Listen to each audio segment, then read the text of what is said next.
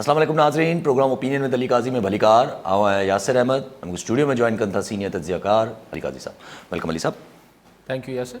अली साहब, बिलावल भुट्टो ज़रदारी साहब अॼु जेका हिकिड़ी क़िस्म जी ॼण माना कन्फ्यूजन हुई त पीपल्स पार्टी छा चाहे थी छा नथी चाहे, अॼु उहा उन्हनि क्लैरिटी करे छॾी। उन्हनि चयो त पीपल्स पार्टी चाहे थी त जेका वोट ऑफ नो कॉन्फिडेंस खां पोइ जेका गवर्नमेंट अचे उनजो मैंडेट सिर्फ़ु एतिरो हुजणु खपे त उहा रिफॉर्म्स कराए, इलेक्शन रिफॉर्म्स ऐं शफ़ाफ़ इलेक्शन कराए। जी, जेको इख़्तिलाफ़ हो या मुमकिन इख़्तिलाफ़ तस्वर कयो पियो वियो बिटवीन द मेजर पार्टीज़ यानी पीपल्स पार्टी, नवाज़ लीग, मौलाना फज़ल रहमान यानी PDM ऐं जेको पीपल्स पार्टी जे विच में मतिलबु मुतवक़ा इख़्तिलाफ़ हो या तकरार हो, अॼु बिलावल भुट्टो ज़रदारी साहब उहो बिल्कुलु वाज़े ऐं चिटो चई छॾियो त हू पीपल्स पार्टी बि चाहे थी त जेॾीमहिल नो कॉन्फिडेंस कामयाबु थी वञे, अदमतमाद यानी इमरान ख़ान हलियो वञे त अपोज़िशन जी जेका हुकूमत अचे, जंहिंखे बिलावल साहब अबूरी हुकूमत जो लफ़्ज़ ॾेई रहिया, त उहो जो कमु हुन वटि मैंडेट रुगो एतिरो हुजणु खपे त हू अची जेके चूंड सुधारा आहिनि उहे करे ऐं इलेक्शन कराइनि, शफ़ाफ़ इलेक्शन कराए। ठीकु आहे। हाणे इहो ख़ुदि मूं सूदो सभिनी वटि तासुर इहो हो त पीपल्स पार्टी चाहे थी त हुननि जो 5 साल पूरा थियनि हिन टेन्योर जा, ऐं ईअं न आहे त असां सभिनी ग़लति सम्झियो पिए। असां बि ग़लति न हुआसीं, पीपल्स पार्टी पंहिंजी पॉलिसी शिफ्ट कई आहे ऐं मेजर शिफ्ट आहे। जी हा, मेजर शिफ्ट। उनजे रीज़न्स ते अचूं था त छो पीपल्स पार्टी ईअं ज़रूरी सम्झियो हूंदो त हीअ शिफ्ट करे, लेकिन प्रेस कॉन्फ्रेंस खां पोइ पाण इहो बिल्कुलु क्लैरिटी सां चई सघूं था त हिन महिल नवाज़ लीग ऐं पीपल्स पार्टी हिकु पेज ते अची विया आहिनि। जेके इख़्तिलाफ़ इम्कानी इख़्तिलाफ़ हो या जेके डिस्कशन में इख़्तिलाफ़ थी रहिया हुआ उहो इहो ई थी रहिया त पीपल्स पार्टी चाहे पई त 1.5 साल हुकूमत हले, पूरो मुद्दो करे।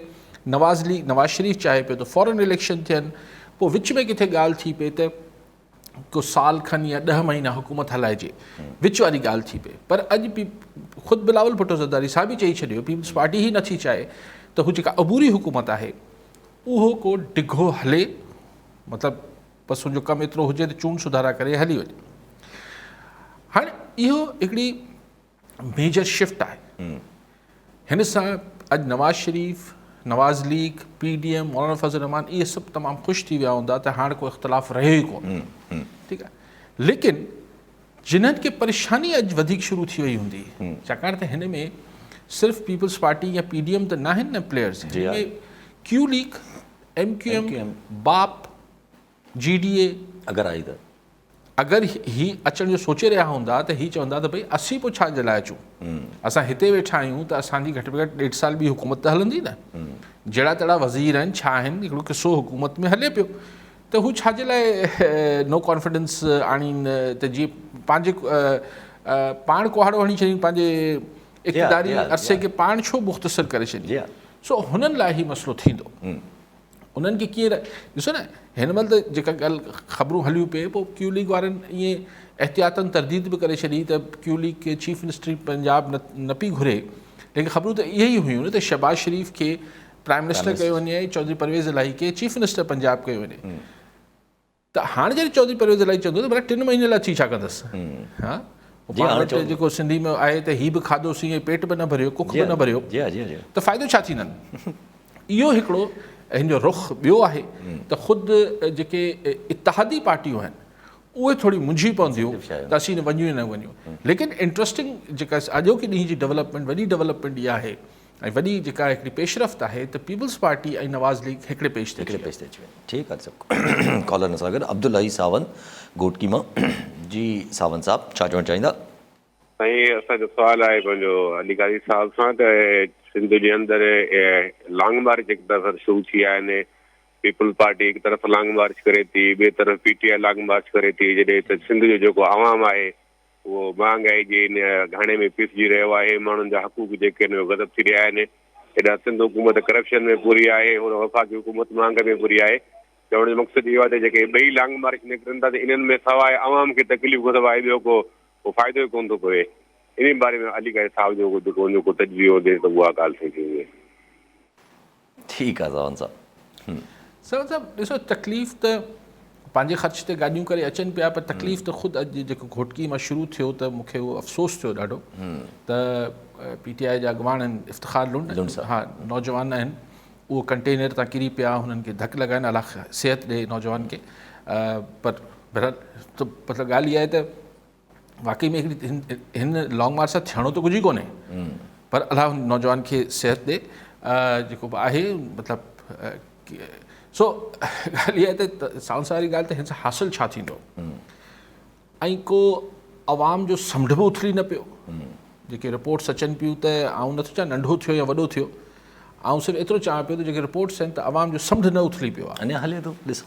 मतिलबु हा ठीकु आहे जेको छा चइबो आहे उभरंदे न थियो त पोइ लहंदे छा थींदो जेको हिकिड़ी चवणी आहे, लेकिन बहरहाल चलो गाॾियूं वाॾियूं थींदियूं ही थींदो हू थींदो, लेकिन ॻाल्हि इहा आहे त हिन सां हुकूक सिंध ॻाल्हि इहा आहे त इहे हुकूक सिंध हिकिड़ी तमामु वास्ट टर्म आहे, छाकाणि त सिंध जी हिकिड़ी सिंध मतिलबु माण्हू सिंध यानी सिंध छा आहे, ठीकु आहे, जेको सिंध रहे थो त ऐं सिंध जी जेके पंहिंजा रिसोर्सिस आहिनि, मिसाल सिंध माना सिंधू दरिया उनजो पाणी, जी हा, ठीकु आहे, उहो हक़ु पीपल्स पार्टी कीअं वठी ॾींदी सिंध खे, जेको सिंध हुकूमत जे ख़िलाफ़ ई कनि पिया जेको लॉन्ग मार्च कनि पिया, त सिंधू दरिया जो पाणी त federal government IRSA water and power industry चवां वाटर एंड पावर मिनिस्ट्री आहे त इंडस्ट्री, लेकिन बहरहाल मिनिस्ट्री लाइकवाइज़ गैस, ही जेके फेडरल सब्जेक्ट्स आहिनि, लाइकवाइज़ अगरि पैसा कटिजी वञनि था हिकिड़े ई धक में 30 अरब रुपया सिंध जा कटिजी वञनि था, उहो फेडरल गवर्नमेंट आहे। सिंध जा ॿेट हुन ते फेडरल हुकूमत नज़रूं विझी वेठी आहे। महांगाई हुन में जेके मथी सतह जा पेट्रोल महांगाई ही सभु फेडरल गवर्नमेंट आहे। सो बाक़ी अगरि सिर्फ़ु सो आउं चवां थो उनवान आउं सम्झां थो PTI ठीकु न रखियो आहे, छाकाणि हुकूक हिकिड़ो तमामु वास्ट टर्म आहे, डिघी तशरीह आहे, उन तशरीह में इहो जेको लॉन्ग मार्च आहे फिट नथो थिए।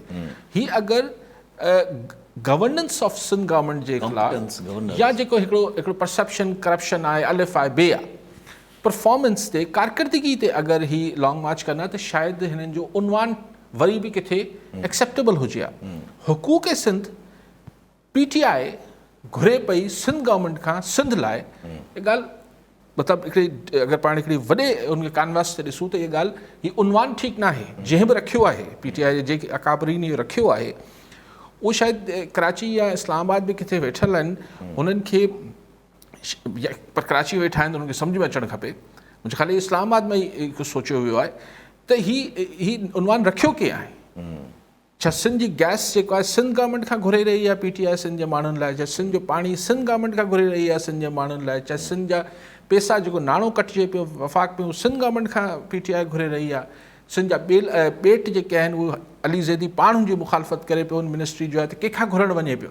सो सिंध जा हुकूक जेके आहिनि उहे हिकिड़ी वास्ट टर्म आहे, हुनजो घणे भाङे वास्तो सिंध सां ॿाहिरि जी हुकूमतनि जो आहे। बाक़ी सो उनवान जेको आहे टेक्निकली मूंखे सम्झ न आयो। ठीकु आहे, कॉलर सां गॾु मोहम्मद मुराद चाचड़ कंदकोट मां। जी चाचड़ साहब, छा चवणु चाहींदा? अस्सलाम वालेकुम। वालेकुम सलाम। असांजो अली काज़ी साहब सामान आहे, अॼु जेकी PTI रैली कढे थी सिंध जे हक़ूक़ जे बारे में, सिंध जो वसीला ख़तमु, सिंध जो पाणी बंदि, सिंध जो जेको आहे सो हेल्थ कार्ड ख़तमु, सिंध जो हारी कार्ड ख़तमु, खंड महांगी, अटो महांगो, हाणे बिजली महांगी, त बाक़ी हे कहिड़े मुंहं सां कढियो अथऊं जेको आहे सो रैली कढी वञनि था कराची जेको आहे सिंध खां निजात कहिड़ी हिसाब सां वठनि। अली काज़ी उहो अॼु KPD में चार्ज वठण खां अॻु में पंहिंजो घरु ठारायो आहे। ठीकु आहे चाचड़ साहब। ॿियो बि कॉलर दाद मोहम्मद गडानी खोटकी मां। जी गडानी साहब, छा चवणु चाहींदा? हा, अस्सलाम वालेकुम सर। सभ खां पहिरीं त PTI जो अॻुवाण इफ़्तिखार अहमद खान लुंड थोरो ज़ख़्मी थी पियो, असांजो नेक ख़्वाहिशूं उन सां गॾु आहिनि। अली काज़ी साहब, मुल्क में ख़ासि तौर ते लाहौर में सियासी मुलाक़रो तमामु उरूज ते पहुची आहे।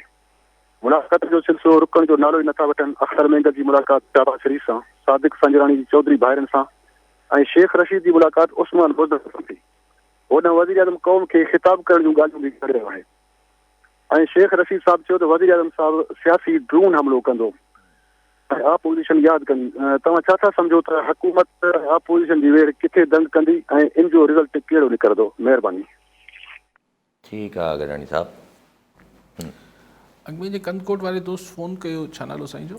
मुराद चाचड़ साहब। चाचड़ साहब, उहा ॻाल्हि मूं बि कई पिए चाचड़ साहब त कुझु उनवान ठीकु न आहे। लॉन्ग मार्च करणु PTI जो या कंहिं बि पार्टी जो हिकिड़ो जमहूरी हक़ आहे, अगरि हुन सां आम माण्हू मुतासिर न थिए, ख़्वाहिश हुजणु खपे, लेकिन उहो हिकिड़ो ठीकु आहे, हिकिड़ो जमहूरी हक़ आहे, माण्हू एहतिजाज ज़रूरु करे सिंध गवर्नमेंट जे ख़िलाफ़ु, पीपल्स पार्टी जे ख़िलाफ़ु PTI जो हिकिड़ो या मुखालिफ़ धुर जो हिकिड़ो हक़ आहे। जीअं पीपल्स पार्टी हिकिड़ो लॉन्ग मार्च करे वञे पई इस्लामाबाद, इहो उन्हनि जो जमहूरी हक़ आहे, उनवान ठीकु करे वठिजे। मतिलबु आउं सिर्फ़ु इहो चाहियां पियो त सिंध जा हुकूक मार्च ठहे न पई ॻाल्हि, मतिलबु हुकूक, छाकाणि हुकूक सिंध जा जेके आहिनि उनमें 75% हुकूक जेके आहिनि उनखे फेडरल गवर्नमेंट सां या पंजाब सां हुन जा मामला, सिंध जा मामलात आहिनि, त उते ॿिन्ही हंधनि ते PTI जी हुकूमत आहे, त सिंध गवर्नमेंट खां छा पई घुरणु अचे। ऐं इन सां मूंखे ईअं सम्झ में अचे थी ॻाल्हि।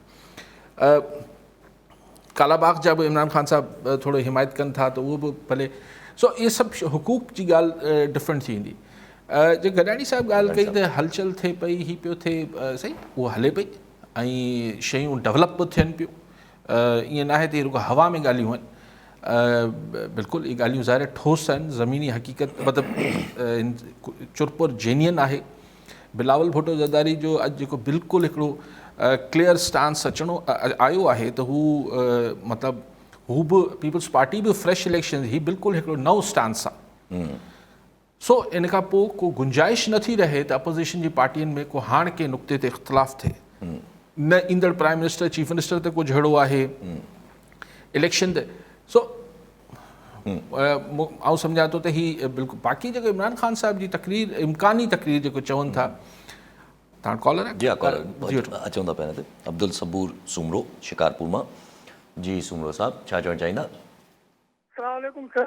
सर अर्ज़ु इहो आहे त जेको आहे वफ़ाक़ी जेके लॉन्ग मार्च कनि था, हिननि को वाज़िह शिकिल इख्तियार या को डिसीजन न कयो आहे त डैम ते छा कंदा, या जेके बेसिक जेके क्वेश्चन आहिनि उनखे रिज़ॉल्व न कयो अथऊं। ऐं ॿियो इहो त असां वटि जेके सिंध में इंटेलेक्चुअल क्लास आहे, उन पंहिंजो रोल अदा न कयो आहे। जीअं जेको आहे मीडिया पर्सन आहिनि, ऐं ॿई लॉन्ग मार्च आहिनि, हिकु ई 14 साल गवर्नमेंट रही आहे, हिकिड़ो वफ़ाक़ में असांजा तेल महांगा, पेट्रोल महांगा, पर सिंध में अॼु पलेजो साहिबु, जाम साकी या जीअं पाण अली काज़ी साहिबु आहिनि, असांजी इंटेलेक्चुअल क्लास जेका आहे उन ॾाढो मायूस कयो आहे। उहा थोरो अची अचे ऐं उहो जेको आहे थर्ड ऑप्शन तौरु पेश कनि। Thank U sir. ठीकु आहे, ठीकु आहे। ॿियो बि कॉलर मोहम्मद बख्श लोराणी, थाना बुलाकान मां। जी लोराणी साहब, छा चवणु चाहींदा?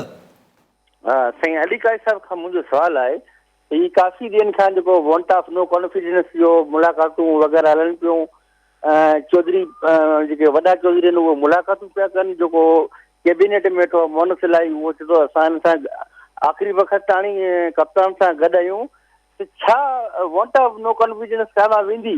छो त पाकिस्तान जे तारीख़ में अॻु कॾहिं बि ईअं न थियो आहे।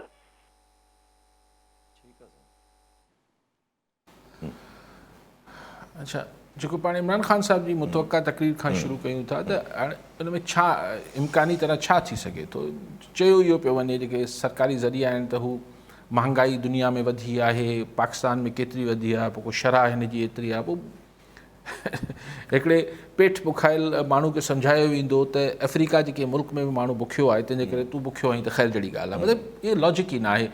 ॾिसो, मूंखे टंग में सूरु आहे, मिसाल ला ख़ैर करे, लेकिन मिसाल मूंखे टंग में सूरु आहे, तव्हां मूंखे सम्झायो त तव्हांखे बि बाहि में सूरु आहे, त ठीकु आहे, तव्हांखे बि आहे, अलाह करे तव्हांखे बि सही, पर मूंखे त सूरु मुंहिंजी टंग जो आहे न।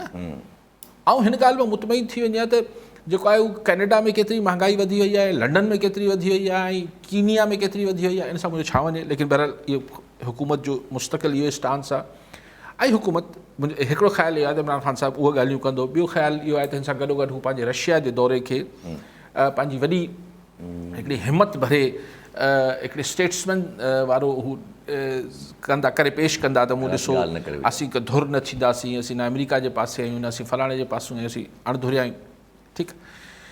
लेकिन इहे घणो इम्कान इन ई ॻाल्हि जो आहे, ऐं इन में को घणी नथो। लेकिन शेख रशीद साहिब जी ॻाल्हि जेको चवनि था त इमरान ख़ान को सियासी ड्रोन हणंदो, त ख़ुदा ख़ैर करे पोइ इहो ड्रोन छा आहे? ऐं हिन तकरीर में हिते ड्रोन कोन अची करंदो। सो इन ॻाल्हि खे हिते छॾियूं था। जी हा। पोइ सबूर साहिबु चयो त इंटेलेक्चुअल क्लास कुझु नथी करे, अलाए साईं चाहे छा थो इंटेलेक्चुअल। अवल त मूंखे सबूर साहिबु ॿिए भेरे फ़ोन कजो त मूंखे इंटेलेक्चुअल या दानिश्वर जी प्रिसाइज़ डेफिनेशन ॿुधायो। थोरी मुख़्तसर तशरी ॿुधाए छॾिजो त छाकाणि आउं त दानिश्वर कोन आहियां। सो ई दानिश्वर आहे केरु ऐं दानिश्वर जी कंहिंखे चवंदा आहियो? ऐं चवंदा आहियो त हिन लफ़्ज़ सां जेतिरी हिन लफ़्ज़ जी अयाशी थी आहे असांजे सिंध में शायदि दुनिया में किथे थी हुजे। असां वटि हर शाइर, हर अदीब, हर सहाफ़ी हिकिड़ो 4 किताब जंहिं पढ़िया आहिनि उहो हर माण्हू दानिश्वर आहे असां वटि। बहर हूंदा सही, आउं ग़रीब न आहियां दानिश्वर, आउं त ईअं सहाफ़ी आहियां। सो पर हू जेको रोल चाहिनि पिया, मूंखे ख़बर न आहे छा रोल हू चाहिनि था। मतिलबु इहो पॉलिटिकल हिकिड़ी एक्टिविटी थिए पई, अदमत अचे पियो, हू लॉन्ग मार्च कनि पिया त सिंध हुकूमत जेको आहे खां हुकूक वठणु निकिरनि पिया। हीअ चवनि था असीं लॉन्ग मार्च करे फेडरल हुकूमत खे टॉपल कंदासीं या मतिलबु हुनखे सियासी नुक़सानु पहुचाईंदासीं। पीपल्स पार्टी वारा ऐं बिलावल भुट्टो चयो त राति ताईं, शायदि अॼु राति ताईं हू हुनजो पूरो ॾींदो, चार्टर ऑफ डिमांड बि ॾींदो। ॾिसी वठूं था हिन में इंटेलेक्चुअल क्लास जेको सही रोल घणो ठहे कोन थो। हूअं बि न आहिनि इंटेलेक्चुअल। ऐं जेको इंटेलेक्चुअल क्लास केरु आहे, बाक़ी जेके साञा वंदा आहिनि, जी हा, जेके थोरी घणी जेको इदराक रखनि था त मामला छा थियनि पिया, मुंहिंजे ख़्याल में उहो अॼुकल्ह असां वटि कॾहिं उन्हनि को रोल प्ले कयो आहे जो अॼु न पिया कनि। हाणे इहो बि हिकिड़ो अलॻि सुवाल आहे, बहस आहे। पोइ साईं फ़ोन लोराणी साहिबु लोराणी साहिबु साईं बिल्कुलु जेका तव्हांजी ॻाल्हि कटिजी हुई फ़ोन तव्हांजो, त अॼु ताईं पाकिस्तान में वोट ऑफ नो कॉन्फिडेंस जेको आहे, वोट ऑफ नो कॉन्फिडेंस कॾहिं कामयाबु थियो न आहे फेडरल गवर्नमेंट जे ख़िलाफ़। पर उहो अंग्रेज़ी में चइबो आहे लोराणी साहिबु त हर शइ जी किथां न पहिरियों दफ़ो हूंदो आहे। This always a first time for everything. जी हा, जी हा, जी हा, first time for everything, first time for everything हूंदो आहे। सो इनखे इहो चई पाण रद्द नथा करे सघूं, छाकाणि त माज़ी में न थियो आहे, अॼु नथो थी सघे, थी सघे थो। जी हा। ऐं जेके मोनिस इलाही उहो ॿार आहे, हुन लाइ जीअं थी असां वटि बि थींदो आहे। वॾा हिकिड़ा कंदा आहिनि, पुछे अरे ॿार आहे, ॿार जी ॻाल्हि ते कहिड़ो, अरे ॿारनि जी ॻाल्हि ते कहिड़ो था ध्यानु वठो। ऐं बहरहाल हू सो ॻाल्हि सीरियस वठो, जेके वॾा चौधरी चवनि था मोनिस इलाही उनखे छॾियो फ़िलहालु। कॉलर नज़र आ गॾु इज़त दाऊद पुटो पनो आकिल मां। जी दाऊद पुटो साहिबु छा चवणु चाहींदा? अर्ज़ा मुंहिंजो हिकिड़ो साईं पने आकिल खां इज़त बेग फोटोग्राफर दाऊद पुटो ॻाल्हायां थो।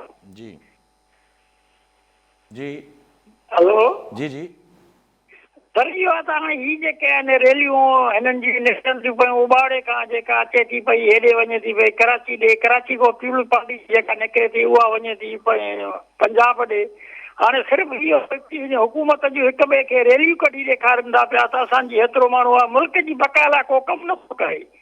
इहे नथा चवनि त भई मुल्क केतिरी हुन में हालत में पुॻो आहे। मुंहिंजो इंफॉर्मेशन सां बि वास्तो रहियो आहे। मां पाण बेसिकली फोटोग्राफर बि आहियां। साईं अली गाज़ी साहिब सां पनो आकिल में प्रेस क्लब में मुलाक़ात बि थी आहे। त इहो असां ठीकु आहे। ॿियो बि कॉलर अब्दुल जब्बार भुट्टो रतो देरो मां। जी भुट्टो साहिबु छा चवणु चाहींदा? असांजो नंढड़ो इहो अर्ज़ु आहे बिलाल साहिब खे, लॉन्ग मार्च जो शुरू कयो अथई पंहिंजो कराची खां इस्लामाबाद में। हिन पंहिंजे नौकरी खे सेट न कयो आहे। मोहतरमा जो शहर, मोहतरमा जा ख़्वाब तेरस हुयो, हेॾो सत्यानाश करे छॾियो आहे असांजे शहर खे। अॼु ॾींहंनि ताईं बेरोज़गार लॻा पिया ऐं नओं दरे जा नौजवान सभु तबाह लॻा पिया आहिनि।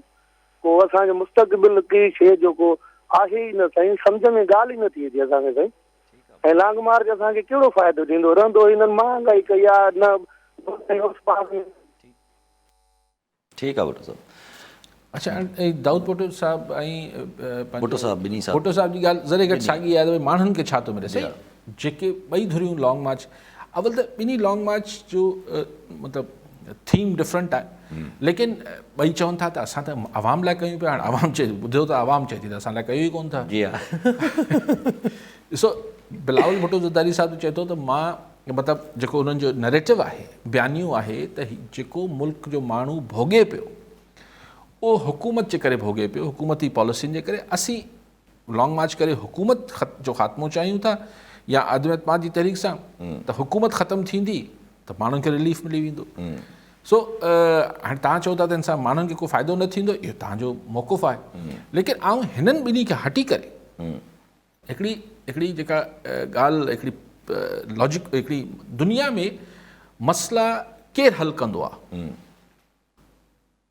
ऐं मसइला पैदा केरु कंदो आहे, मसइला पैदा कुदरती आफ़तनि खे छॾे करे हींअर रूस ते जेको मसइलो पैदा थियो आहे हाणे जेके सैंक्शन्स लॻंदा ही थींदो रशिया जी इकॉनमी ये रशियन गवर्नमेंट करे पई जी हाँ हल केरु थो करे सघे गवर्नमेंट रशियन गवर्नमेंट करे सघे थी पाकिस्तान में जेको ॾहाकनि खां बैड गवर्नेंस ख़राबु हुकुमरानी करप्शन अलिफ बे इहो पैदा कंहिं कयो आहे गवर्नमेंट्स कयो आहे मुख़्तलिफ़ हुकूमतनि कयो आहे ठीकु केरु थो करे सघे हुकूमतूं करे सघनि थियूं सो इहो चवण से आवाम जी भलाई नथी थिए हाणे इहो अलॻि बहस आहे त हर हुकूमत चए थी असां भलाई कयूं पिया ऐं हर अपोज़िशन चए थी त हुकूमत नाकारी कमु करे पई इहो पोइ माण्हुनि जो सोचण जो कमु आहे जी हाँ माण्हुनि जो कमु आहे पोइ कीअं बि सोचनि कॉलर सां गॾु मोहम्मद अनवर चांग सागर मां जी चांग साहब छा चवणु चाहींदा सर अस्सलाम वालेकुम जातर बात तव्हांखे सलाम काज़ी साहब खे तमामु घणा सलाम ऐं सवाल से असांजो इहो त आहे त शाह मोहम्मद कुरैशी साहब ऐं असद उमर साहब या अली ज़ैदी साहब जेको घोटी साईं लॉन्ग मार्च शुरू पिया कनि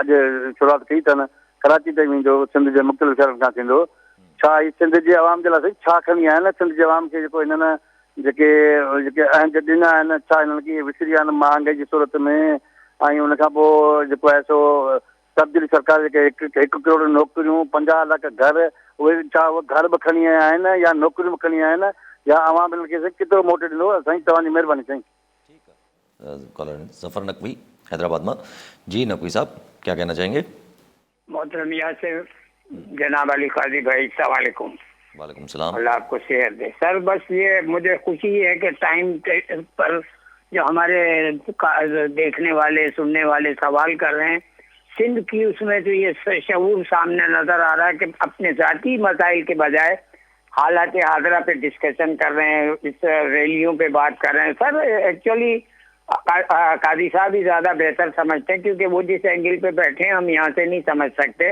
लेकिन पिछले 72-74 साल से जो हम अमेरिका के तो ट्रांस में चले हैं ये जो हमारा सिस्टम है जो अदलिया ये पुलिस और ये सब कुछ जो तबाह और बर्बाद है कोई ना कोई तो शेयर इसमें अमेरिका का है आम आदमी का सत्यानाश कर दिया मैं अक्सर अर्ज करता हूँ जुल्फ़िकार अली भुट्टो शहीद ने एक बाकायदा एक एक्शन लिया वो ठीक है काजी साहब ने कल कहा कि इस्लामी दुनिया के वो उसकी और बहुत बड़ा उन्होंने इसको चेंज लाके पाकिस्तान को सब इस्लामी ब्लॉक में टॉप पे ले गए उन्हें सजा दी अभी अफगानिस्तान से अमेरिका ने हमें धक्का दे दिया हम कंटिन्यू उसके मोहताज हैं हमें वो पहुंचा नेशनल बैंक पे बैन लगा दी तो ये जो घिसे पीटे चोरी शुदा सियासतदान धक्के खा रहे हैं और ये कोशिश कर रहे हैं कि जी अमेरिका के आखिरी इशारे पे इसको गिरा दें मेरी दानिश में कम से कम इमरान खान करप्ट नहीं है एक जरूरतमंद आदमी है और ये हम जनरली पब्लिक की मेरी ये है कि जनरल पब्लिक की जो बात करे चाहे वो देर से आए आज अमेरिका ने यूक्रेन की क्या मदद की है कौन सा हम इसको इतनी बड़ी वो ताकत समझ रहे सुपर पावर नीटो वो धक्के खा रहा बेचारा यूक्रेन का सदर यही हमारा हल किया तो why should we follow America इस पे रोशनी डालिएगा साहब ठीक है नकवी साहब चांग साहब वही ॻाल्हि सॼी करे वरिती आहे त ॾिनो छा आहे हाणे इहो सही माण्हुनि खे चांग साहब तव्हां फ़ैसिलो कयो छाकाणि सुभाणे तव्हांखे ई वोट ॾियणा आहिनि कंहिं तव्हांजे लाइ कुझु कयो आहे न कयो आहे इनखे आऊं वेही पंहिंजी फतवा नथो जारी करणु चाहियां नकवी साहब बात यह है कि सवाल यह है कि मेरा घर है नकवी साहब और मुझे उस घर में हम 4, 5, 6 एक घर के हैं अब उस घर को संभालना उसकी जो बजटिंग है उसको ठीक रखना उसकी सफाई सुथराई हम लोगों का काम है ना जब मैं नकवी साहब भी हैदराबाद के हैं मिसाल मैं भी हैदराबाद का तो अगर मैं हर चीज़ के लिए नकवी साहब की मदद मांगूंगा कभी मैं मांगूं कभी मेरे बाद दूसरा आ जाए वो मांगे कभी तीसरी मांगे कभी चौथा मांगे तो जाहिर है फिर नकवी साहब की मर्जी भी चलेगी उसमें ये तो कोई बात ही ना हुई ना आप किसी से मदद मांग रहे हैं आप कहते हैं मदद तो मेरी मर्जी करो लेकिन मर्जी मैं अपनी चलाऊंगा ऐसा तो होता नहीं है ऐसा तो खानगी सतह पे भी नहीं होता ये तो मुल्की मामलात है सो हमने अगर 74 सालों में ये अयूब खान के ज़माने से लेकर हमने ये तय किया कि हमारा रुख सोवियत ब्लॉक की जगह अमेरिकन कोल्ड वॉर में अमेरिका की तरफ होगा तो फिर अमेरिका की फरमाइशें ظاہر ہے ہمیں قبول کرنی پڑی. اچھا پھر ذوالفقار علی بھٹو نے ایک تھوڑی سی اپنی ریزسٹنس دکھائی تو کیا کوئی امریکی جہاز آئے تھے ذوالفقار علی بھٹو کو لے جانے والے؟ اپنے ہی چیف آف آرمی اپنے ہی ضیاء الحق ہمارے آرمی چیف تھے, انہوں نے مارشل. اب وہ امریکہ کا اشارہ تھا نہیں تھا وہ الگ بات, وہ اور نہیں کا تو سوال ہی نہیں ہے, لیکن الگ بات, لیکن لیجٹیمیسی کس نے دی ضیاء الحق کو؟ تو بات یہ ہے کہ ہم آپس میں ہی ایک, تبھی میں کہتا ہوں کہ اس ملک اٹس ہائی ٹائم کہ اس ملک میں جتنے اسٹیک ہولڈرز ہیں, جو میجر اسٹیک ہولڈرز ہیں, ان کے درمیان ایک ڈسکورس ہونا چاہیے, ایک رولز آف گیم بننا چاہیے, باؤنڈری بننی چاہیے, جو ایک بات ہم باقی اپوزیشن اور حکومت کے درمیان تو یہ ہر جمہوری ملک میں ہوتا ہے. اس میں ہم اتنے پریشان کیوں ہو جاتے ہیں؟ ہمیں ہر دور ہر حکومت ملک میں یہ چلتا ہے, ہونا بھی چاہیے اور اچھا ہے, ایک سیاسی لگا رہتا ہے. لیکن اچھا اب ایک باریکی میں آپ نے بات کی کہ فلاں صاحب بہت ایماندار ہیں, بالکل ہوں گے, لیکن دیکھیں سر نقی صاحب, آپ کو ہم ایک علاقے کا ایک ایس پی لگا دیتے ہیں, آپ 1 روپیہ رشوت نہ لیں, لیکن اس علاقے کی عوام کو مطلب چوریاں بھی ہو رہے ہیں, ڈاکے بھی لگ رہے ہیں, یہ بھی ہو رہا ہے, وہ ہو رہا ہے, آپ ہر چیز کا جواب یہ دے رہے ہیں کہ میں ایماندار ہوں. دیکھیں آپ کی ایمانداری کا اجر آپ کو اللہ دے گا, آپ کی پرفارمنس کا اجر یا صلہ آپ کو عوام دیتا ہے. تو کارکردگی ایمانداری کے ساتھ اگر ساتھ نہیں ہے تو میری نظر میں اکثر ہمارے پاس ہوتا ہے, ہمارے پاس کچھ افسران ہوتے ہیں, کچھ میں ایماندار ہوں. بھائی آپ ایماندار ہیں تو فائل تو موو کریں نا. نہیں جناب میں تو 1 روپیہ نہیں لیتا. بھائی آپ نہیں لیتے ہیں پیسے تو اللہ آپ کو اس کا اجر دے گا, لیکن کارکردگی اگر نہیں ہے تو عوام کیا کریں؟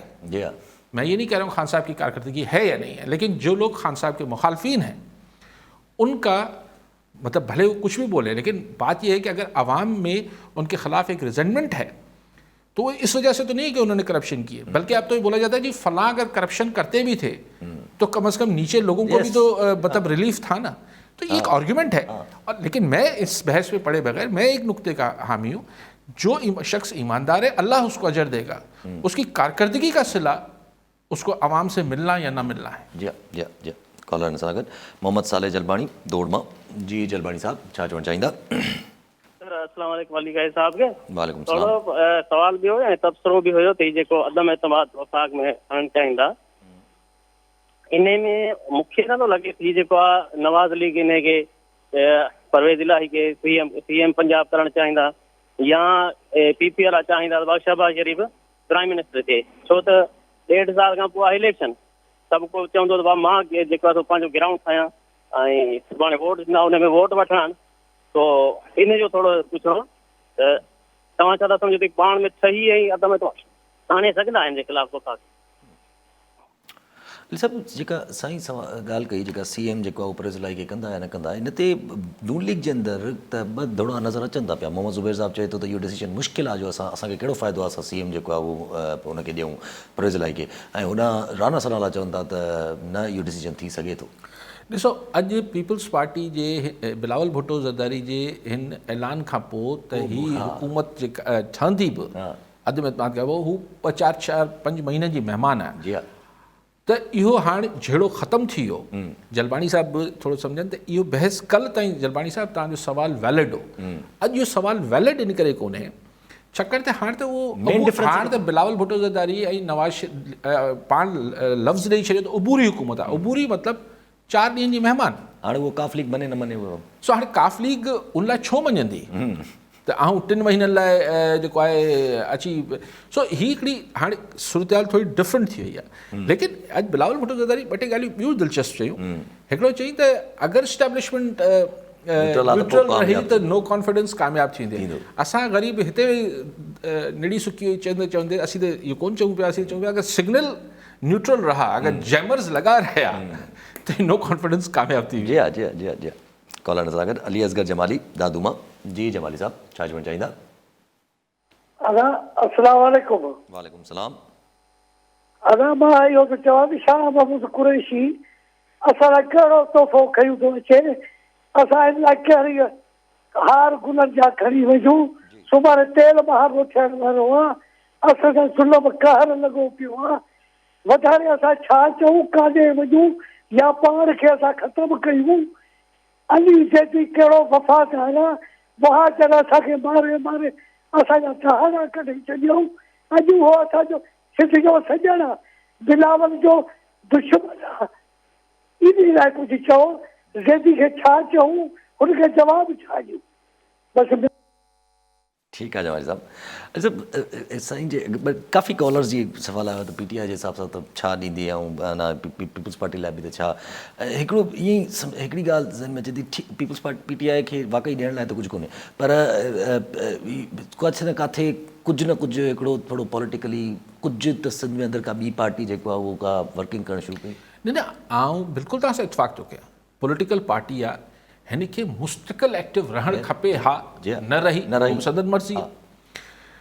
ऑल्टरनेट हुजणु तमामु भली ॻाल्हि आहे, इहो बि ठीकु आहे। PTI पंहिंजे पाण खे कराची जी 4 हल्कनि ताईं महदूद रखियो, संदन मर्ज़ी आहे। ऐं त चवां थो जेको उनवान रखियो अथनि हुकूक सिंध, जी हा जी हा जी हा जी हा, मुंहिंजी सुई उते अटकियल आहे त भई हुकूक सिंध में त जेके हुकूक असांजा सिंध जा आहिनि उन जी 75% मामलात 80% मामला 75 त घटि में घटि उहो तव्हांजी फेडरल गवर्नमेंट ऐं पंजाब हुकूमत सां जुड़ियल आहे। त तव्हां हिन पासे किथे मार्च पिया कयो? तव्हां बि ओॾे अॻिते वञो।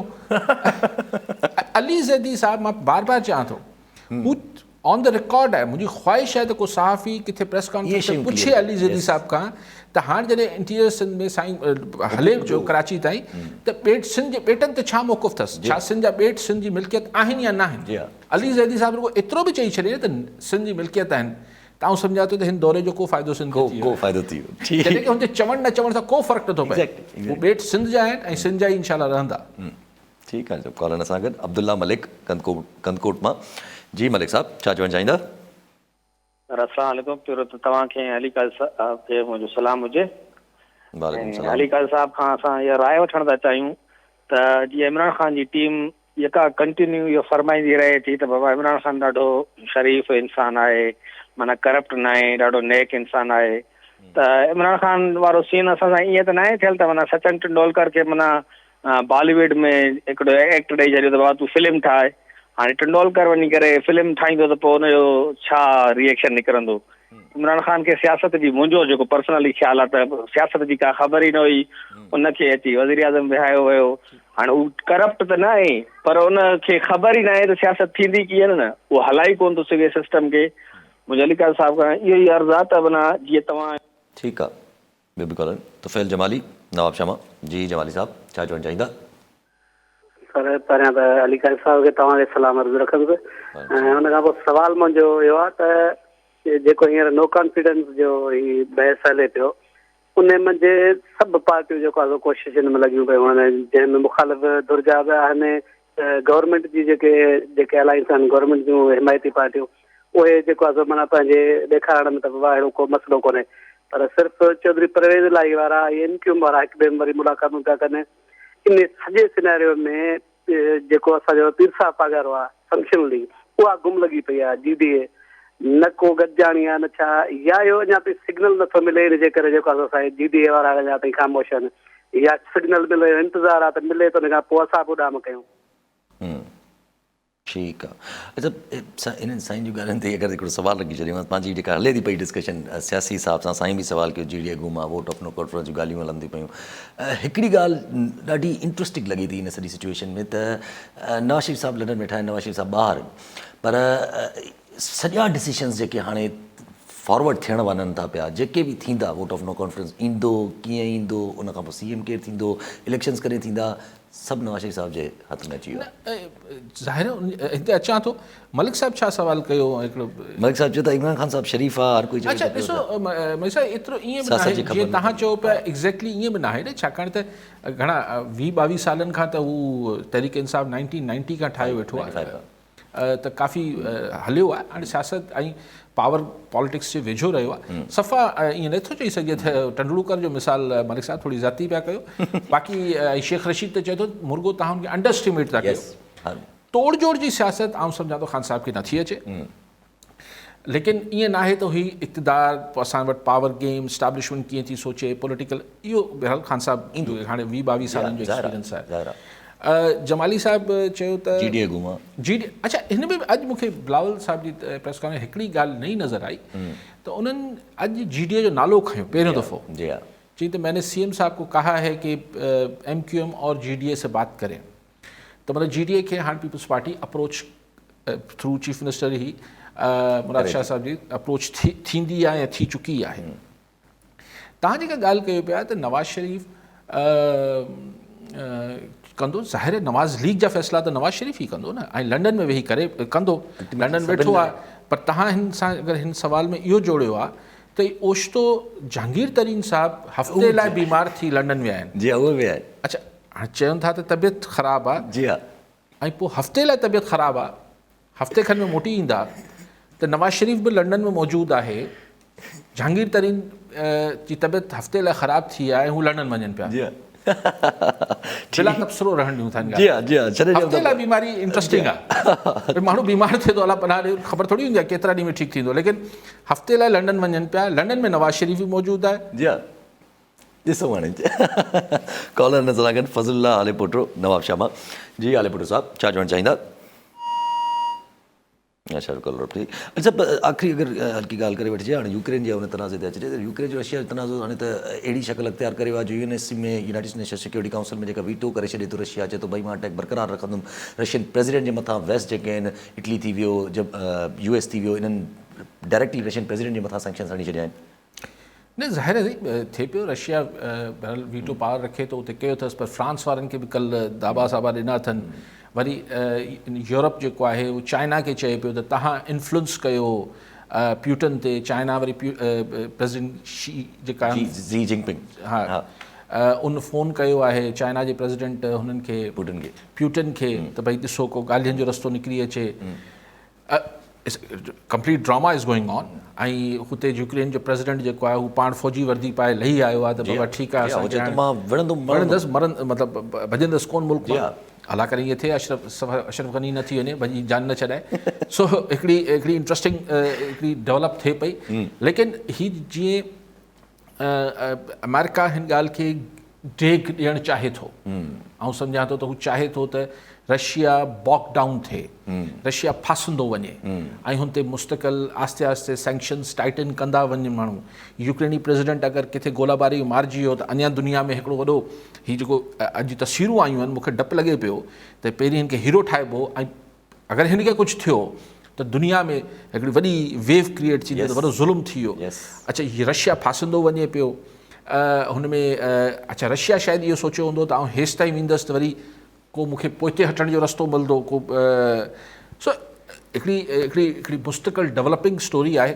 हथमी ॻाल्हि फ़िलहाल नथा करे सघूं लेकिन रशिया हिन में मुंहिंजी नज़र में रशिया हिन में दलदल में फासंदो वञे पियो अच्छा पाकिस्तान जो त स्टैंड आयो आहे इमरान ख़ान साहब तकरीर कनि था पिया इमरान ख़ान साहब कुझु उमेदु रखिजे का अहिड़ी का ॻाल्हि करे विझंदा जेका वरी न इहा ॻाल्हि कंदा त असीं कंहिंजी धुर न आहियूं असीं चाहियूं था त जंगियूं न थियनि यूक्रेन जे हवाले सां चवनि था उहे चवंदा उहे स्टैंड वठंदा त असीं जंगनि जे ख़िलाफ़ु आहियूं असीं चाहियूं था त डिप्लोमेटिक सफ़ारती तरीक़े सां मामलात हल थियनि लेकिन क्वेश्चन इहा आहे त इमरान ख़ान साहब हिन महिल पाकिस्तान ऑन द कॉन्ट्ररी मतिलबु बाय एंड लार्ज हिन महिल इन पोज़ीशन में न आहिनि त को ही दुनिया जे विच में रशिया सां टैकड़ी जेको किरदारु अदा करे सघनि लेकिन हिकिड़ी पंहिंजो पोस्चर ऐं पंहिंजी हू ठाहिनि पिया ऐं हिन महिल इमरान ख़ान जी तकरीर में अगरि इहे ॻाल्हियूं आयूं त इन जो मतिलबु इहो थींदो त इमरान ख़ान इहो तासुर ॾींदो पाकिस्तान जी आवाम खे त मूंखे हीउ जेको नो कॉन्फिडेंस हीअ सभु शइ थिए पई ऐं हिन खां मथां आहियां हिन जी मूंखे परवाह न आहे बाक़ी अगरि सियासी ड्रोन किराए छॾी त सियासी ड्रोन में त पोइ ॻाल्हि इहा आहे त अगरि पीपल्स पार्टी अर्ली इलेक्शन्स लाइ राज़ी थी वई आहे जीअं अॼु बिलावल साहिब जी गुफ़्तगू लॻो